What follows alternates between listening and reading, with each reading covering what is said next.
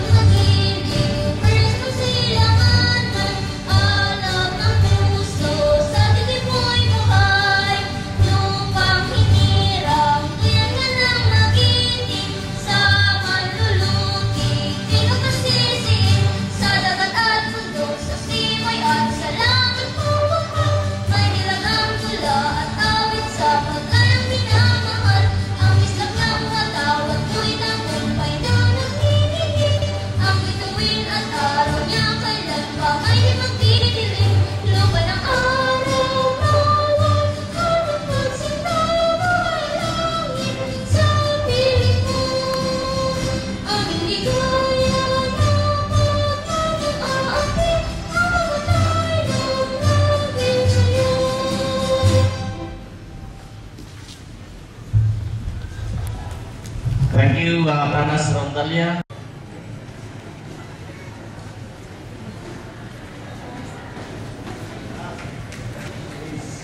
Our Technical Education and Skills Development Authority presents this award to City Government of Tabuk, Talika, as the 2009 Regional Tabalikan Awardee LGU category in grateful recognition of its exemplary contribution in the advancement of technical vocational education and training in the country. Given on the occasion of the 15th TESDA anniversary, this 25th of August 2009, TESDA Central Office, Taguig City.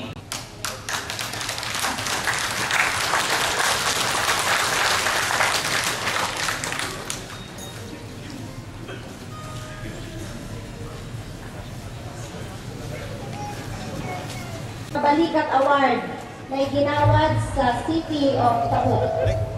And now may we have our representative from the message start natin pa rin sa manandama.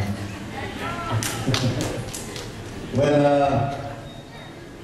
of course, I would like to thank the Lord for the gift of life, for giving us also the opportunity to serve our people for more than a decade. And as the good Vice Mayor has said, that this will be my last birthday as a mayor. And I would like to celebrate my birthday in this City Hall of the municipality. It's a city, the city of Tabuk. Well, seeing our city hall is just like Tabuk. Kita nyo na kainsan naman ka na kompleto, kasi naman lang di nasingsing ito nga ng pera kompleto. Dupay ni Arangidin Division para sa Rumong.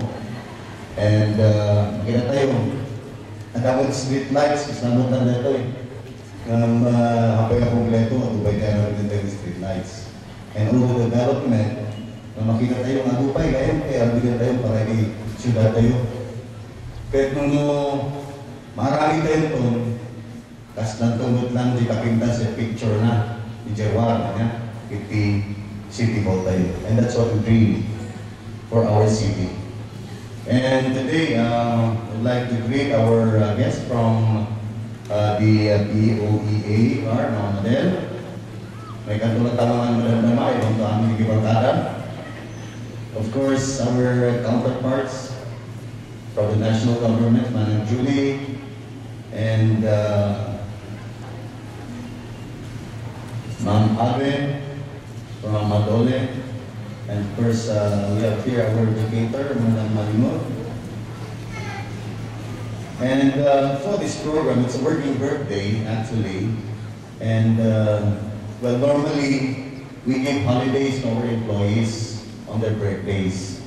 Now, I'm again setting a new tradition to give our best as public servants on our birthdays. Siguro, hindi tayo sumaro sa Toronto, and those who would be celebrating the birthdays for the week, happy birthday ko lang na kayo, ha? And we could do it likewise, yeah? Balik kayo ba't na nag-imbita, matla, balik kayo ng Australia City Hall na panganan, na ako palagi kayo tugtugaw tayo. But this time, I would like also to thank the participating licensed recruitment agencies during the Skills and Jobs Fair. So this is what we do as a working birthday. First, we have this Jobs Fair, and simultaneously, we're having our bloodletting at the Sangguniang Bayan, and we'll be visiting 3 barangays for some health services outreach in those barangays, and we have a tree planting care of the office of the City Agricultural Services Office. And at 11 o'clock, we shall all meet here, ako. At kayo namin mga fellow workers in the government, and kayo namin na dati data, at sinulukat dito yung balay, hindi umili na, para iti pangaladal tayo in thanksgiving to our Lord for just blessing us to give, He gave me this opportunity to serve you, wonderful people of the city of Tabo. So, it's very ironic that it's nearing election time and we would want to send our constituent abroad. Sa bagay, nakaris ko tamad niya. But it's really a need for us to help our people. Madanda-dagan na, nagatutuloy kita scholars tayo kita. 1,000 din kita, 1,000 plus na ito na next year. But makita tayong Tagalog-Tagalog. Makita natin na parang unti-unti sumisikip ang ating mga oportunidad para sa pagkakaroon ng trabaho ng ating mga mamayan dito. Lalo na sa mga mag-graduate ulit.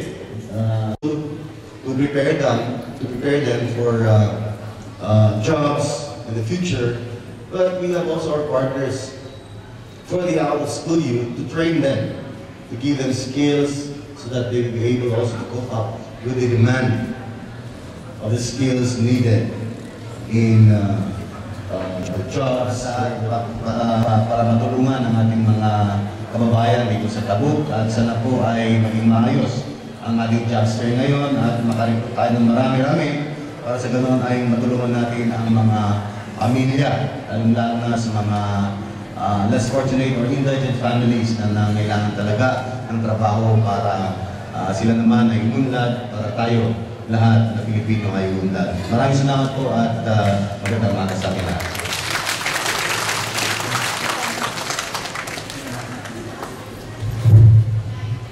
Thank you, Mayor, for that message.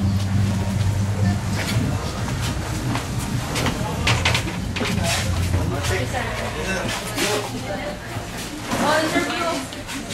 Doon na lang, sir. Kailangan pa kayong interview. Doon, sir. 120 ang kanyang project.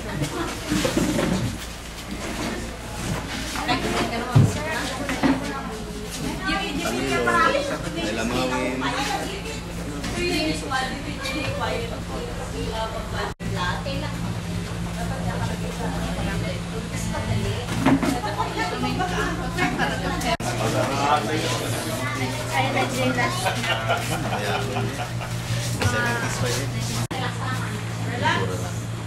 Watch the movie. This season,